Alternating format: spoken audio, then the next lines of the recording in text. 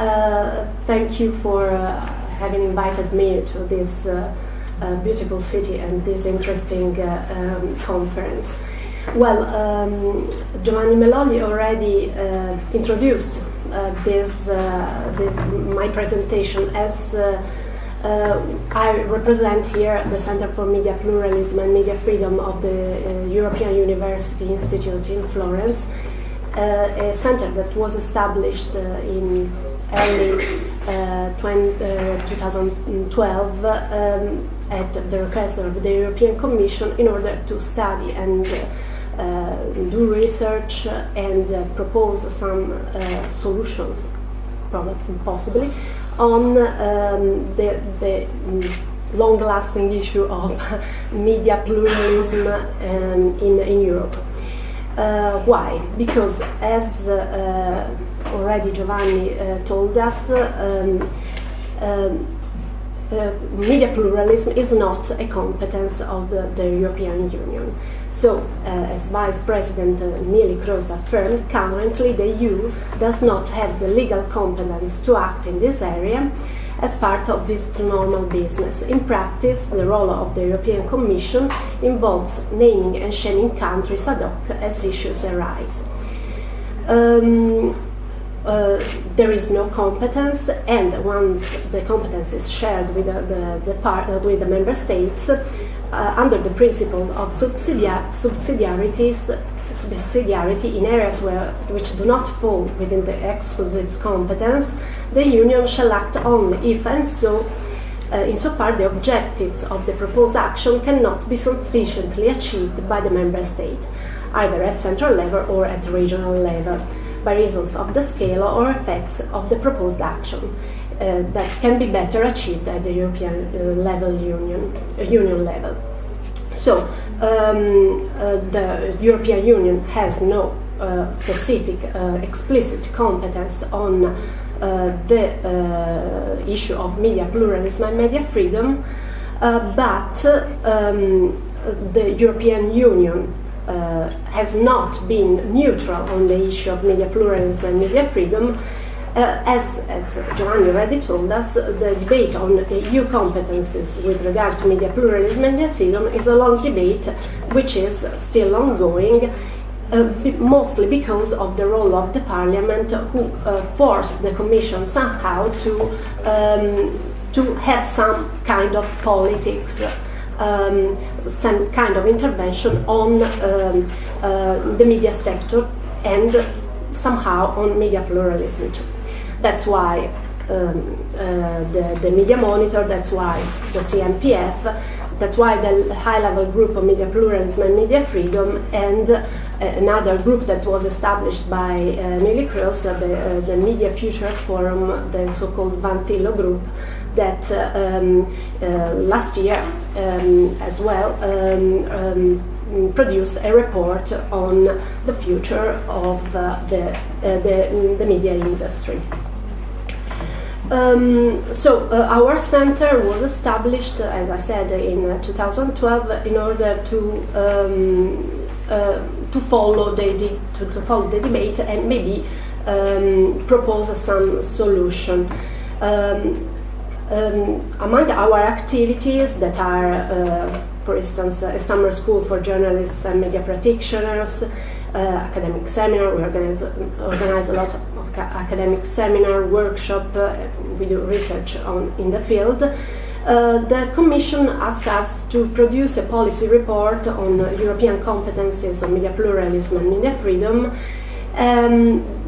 that, as was already said, somehow has some matching points with the European Citizen Initiative.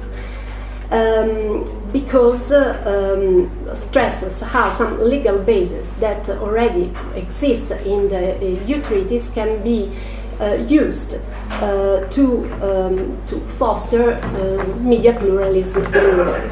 Why? Because we started from the existing. How do the European Union justify the intervention in the audiovisual sector? Because there is something. I mean, there is in the European legislation there is a directive. There is a directive on audiovisual media services. That is the new version of what was the Television Without Frontier Directive of 1989. The legal basis of the Television Without Frontier Directive in 1989 was the fact that as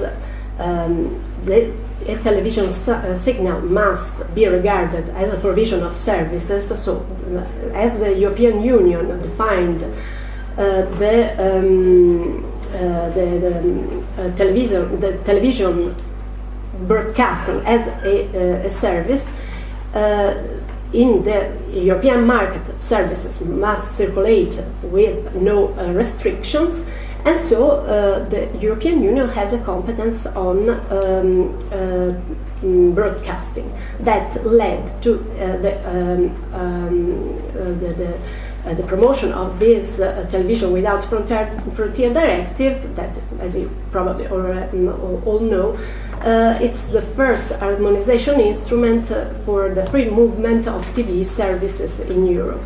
And it sets some minimum standards: protection of minors, public order, consumer protection, the promotion of European work, the right of reply, consumer protection, mostly related to advertisement, and so it gives a basis, a common ground for the regulation of broadcasting services in Europe.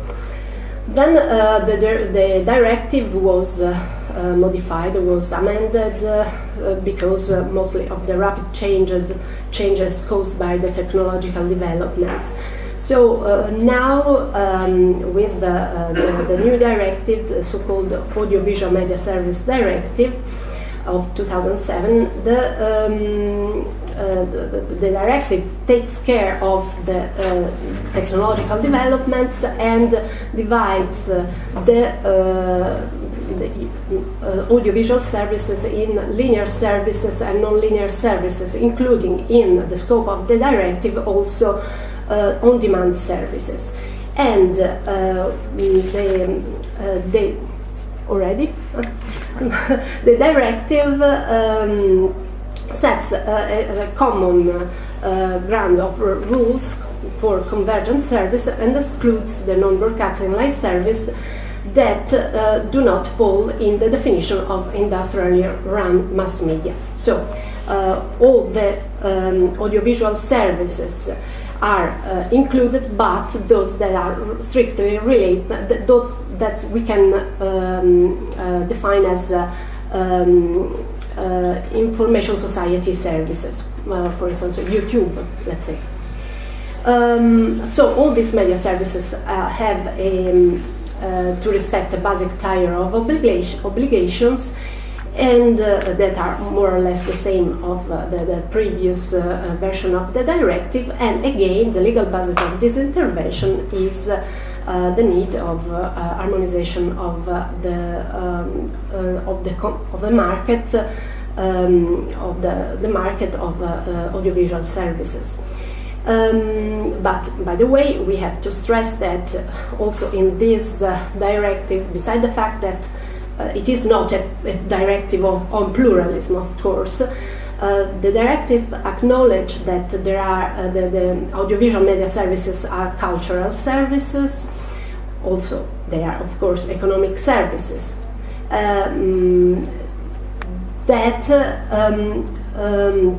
As they are economic services, the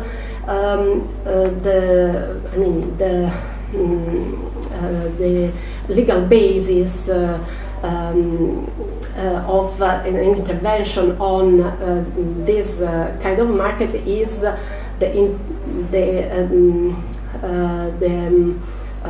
services and the need to harmonize the internal market, and that regulatory policy in this sector has to safeguard certain public interests, such as cultural diversity, the right of information, and media pluralism. So there also in the recitals there is somehow a balance between the need of acknowledging that media is something peculiar, it's cultural service, means media pluralism, and then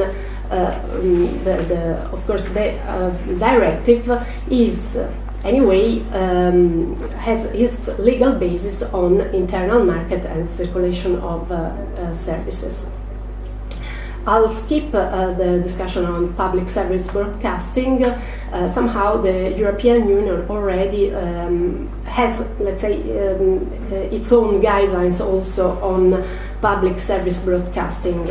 And I suggest you, if you want to have some more details, to go and read those two principal European Commission communications of 2001 and 2009 on that give the guidelines followed by the European Commission when it comes to the state aid cases in the PSB domain.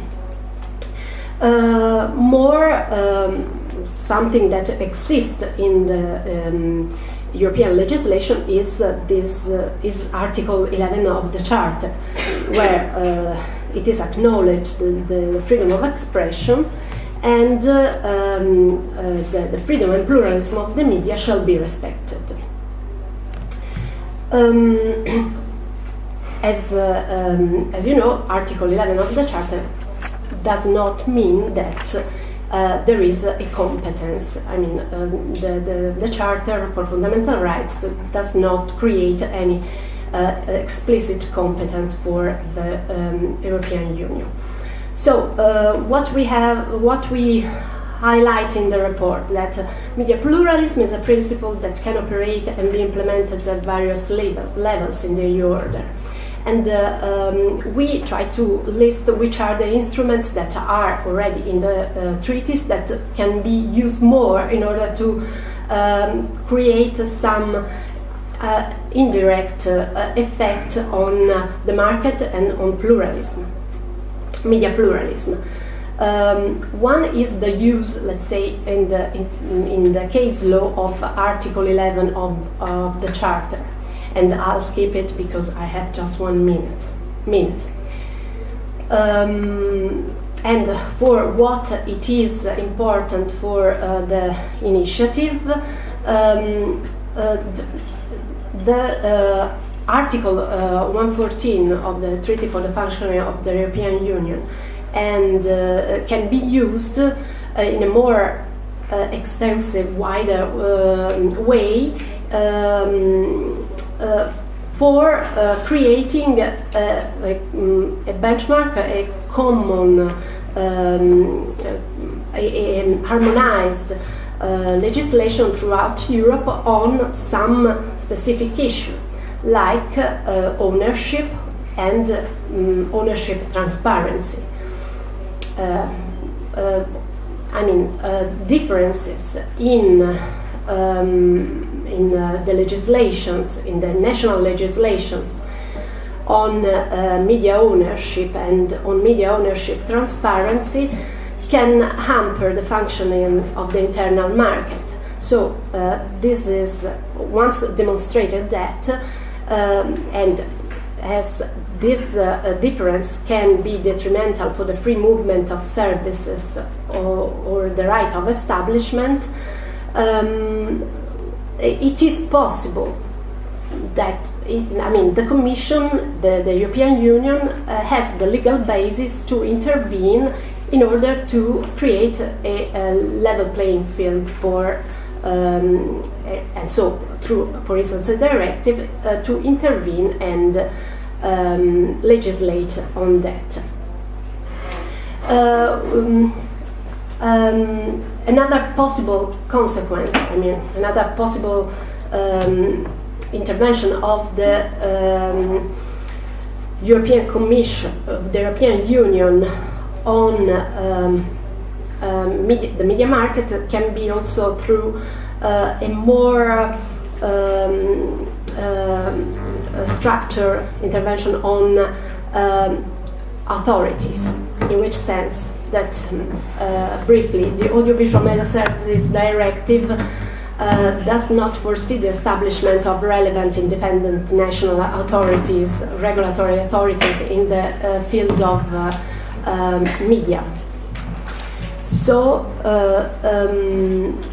we compared it with, for instance, the electronic communication regulatory framework that regulates issues that are closely related to those of the Audiovisual Media Service Directive, and we realized that there are more requirements of independence to the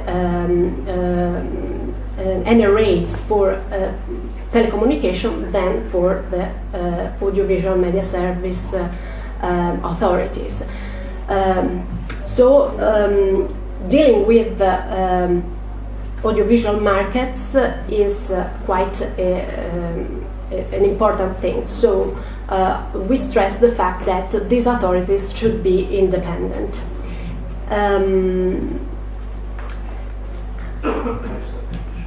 So our conclusion is that somehow the European Union has competence to intervene in a not direct way, but has the competence to intervene on audiovisual media services, of course, and can have a policy that somehow has influence on, can influence the market and media pluralism throughout Europe.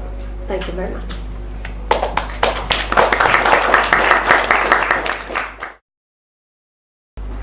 Well, I tried to mention in the morning that our European Citizens Initiative has a vision, which means, or an ideology, that we do not try to fight against the European institutions and the European elites, but we think that we are in alliance with many politicians, officials, and experts, legal experts, and others. And I'm just wondering whether actually Lorenzo and Giovanni, you agree with this idea. We never discussed it so deeply. But I mean, in case the European Commission has changed a little bit its attitude to the media situation in the member states in general, as both of you talked about it, especially Joe. And there are arguments regarding the competence of the European Union, and even the economic situation shows that there is a need for more media pluralism. So can we really trust in our initiative that it might be successful, even if we know that the Commission approved the initiative, but that's the first step. But what comes next? Certainly we know that some European politicians really support our initiative, like Martin Schulz, who signed it, or you mentioned Renate Weber's report, where I remember she explicitly speaks about our initiative. So I just would like to ask you whether these are just realistic hopes, or at the end something might happen which at the end will ruin our hopes when we get there at all. Yes, so and it's also a follow-up on the end of the other session, because it seems it's part of the issue is that whether we see the European Union as a structure where we can and should move towards establishing some federalist rules to safeguard fundamental values like freedom of the press, or we don't see it that way. And I think we should do that, and obviously our initiative does that. And so my question related to that is that, and it's related to István's question as well, that we know that the European Commission proposed in the draft of the Audiovisual Media Services Directive some sort of mandatory rule to safeguard the sufficient independence of the media bodies, the media councils in the member states, and it didn't go through. So I wonder whether in your what was the reason for it in your view? Was it that some influential member states wanted to keep it for a national decision-making process, or worse, some member states, influential member states, so that they better keep their control? And if the second, then it's unfortunately hypocritical to criticize the Hungarian government, although of course the Hungarian government deserves full criticism of how it controls the media council. So I wonder, how do you see those strange developments in the European Union that sort of, in my view, and I close with this, turned the Audiovisual Media Services Directive into a kind of a disaster, because while the directive was explained, extended the scope of the common European media regulation in terms of content, regulating content, at the same time it failed to include what the Commission proposed, rules that would safeguard that the bodies that implement the extended regulation of content should be certainly independent enough when they do that. Thanks. Thank you. And William? Thank you. I'd like to ask about the connection between media pluralism and media freedom. It struck me that Mr.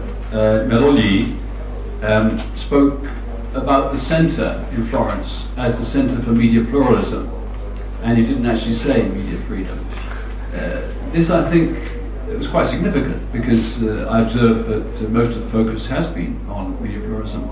Some would say this is in danger of being a cop-out, an escape. It is easier to talk about media pluralism than media freedom. It's easier for the European Commission to listen as well. But I perhaps ask you or your Italian colleague.